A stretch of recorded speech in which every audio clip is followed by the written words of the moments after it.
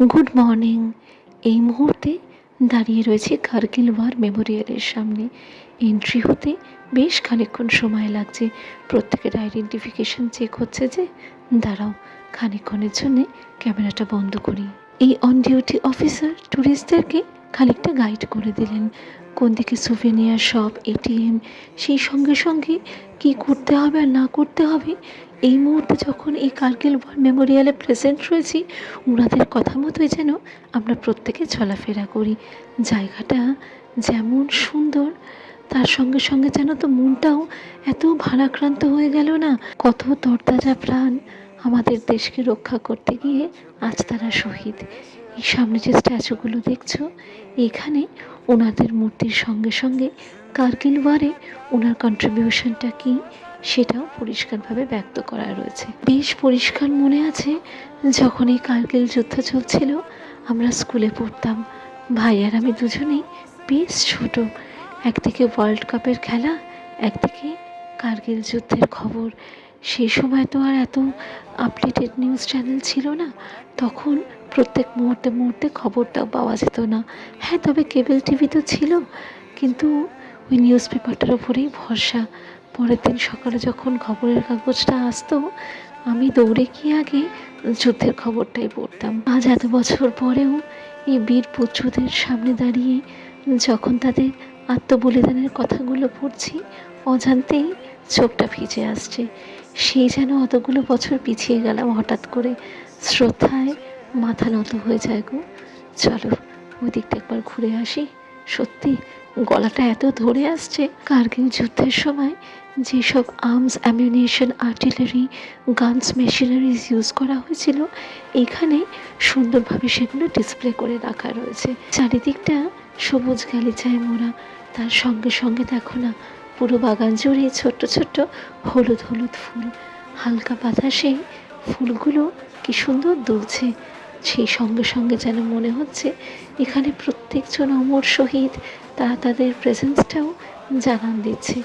শহীদ বেদির সামনে দিয়ে জুতো পরে হাঁটতে বড্ড কিন্তু লাগলো গো।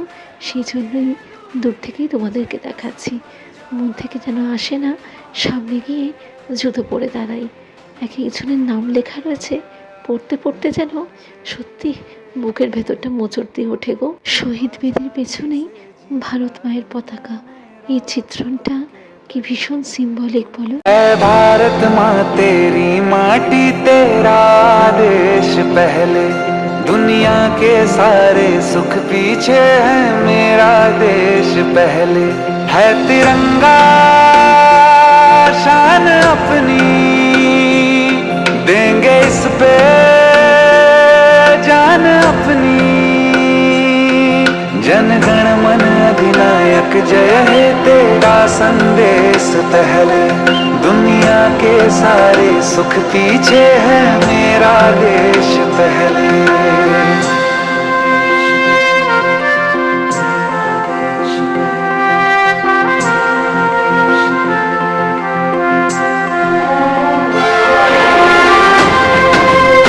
এক্স্যাক্টলি এই পয়েন্টেই ট্যুরিস্টদেরকে একত্রিত করা হলো।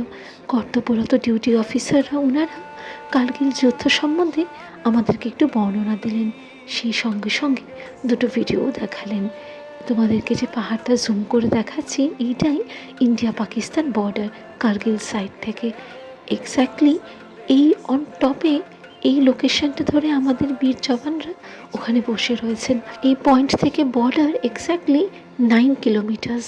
আমরা এত জোরে জয় হিন্দ বললাম যাতে পাশের ভিখারি দেশটা বুঝতে পারে যে এই দেশের হিন্দুরা এখনও নিজেদের মাতৃভূমির জন্য প্রাণ দিতে পারে।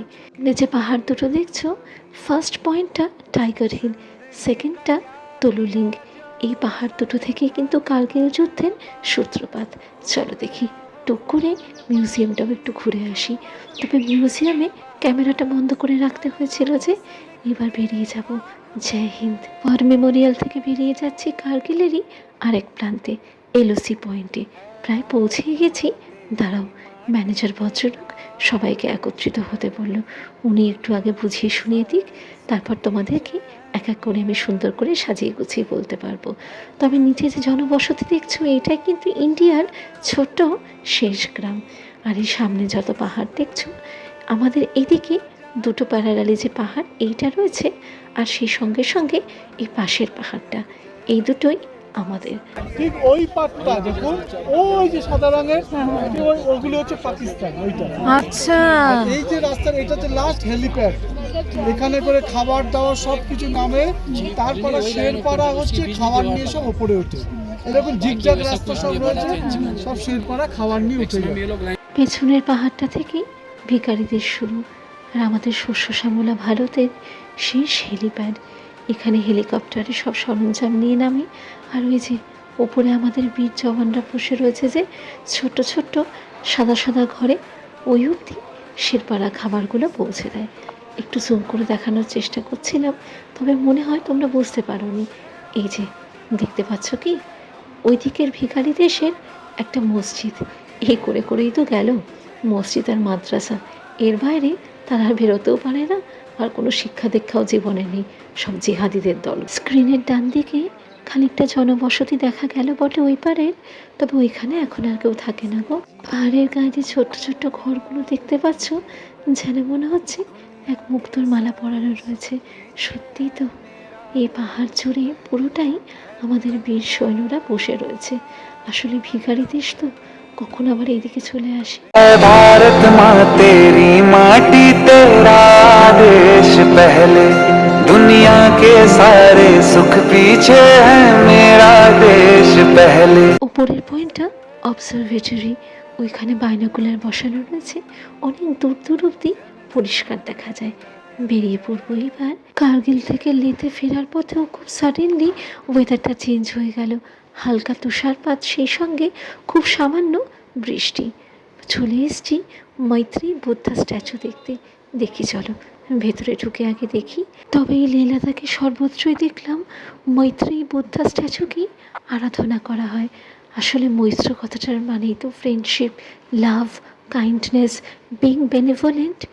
সেই অর্থেই সামনে সব অফারিংস। চলো ভেতরটা একবার ঘুরে দেখি।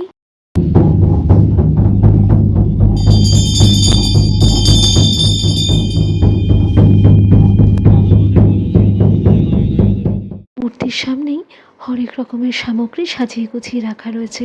তার সামনেই ক্যাশ বাক্স, ওই বাক্সে টাকা দিলে পরেই মূর্তিকে ওখান থেকে একটা জিনিস নিবেদন করা হয়ে যায়। ছোটোখাটো একটা মনেস্ট্রি বটে, তবে পুরো স্ট্রাকচারটাই কিন্তু কাঠের তৈরি।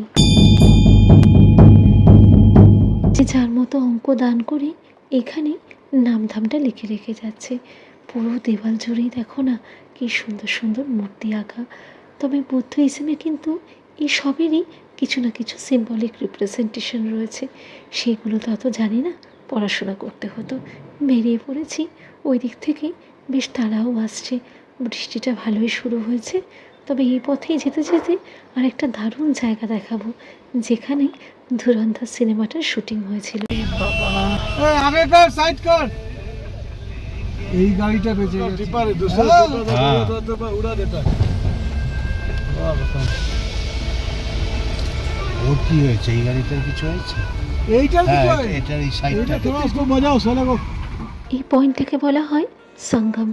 এইদিকে যে নদীটা ইন্ডাস নদী, আর পাশেরটা সংস্কার। এইখানেই ধুরন্ধরের গেহরা হুয়া গানটা শুটিং হয়েছিল। বাবা যা হাওয়া, গাড়িতে উঠলাম।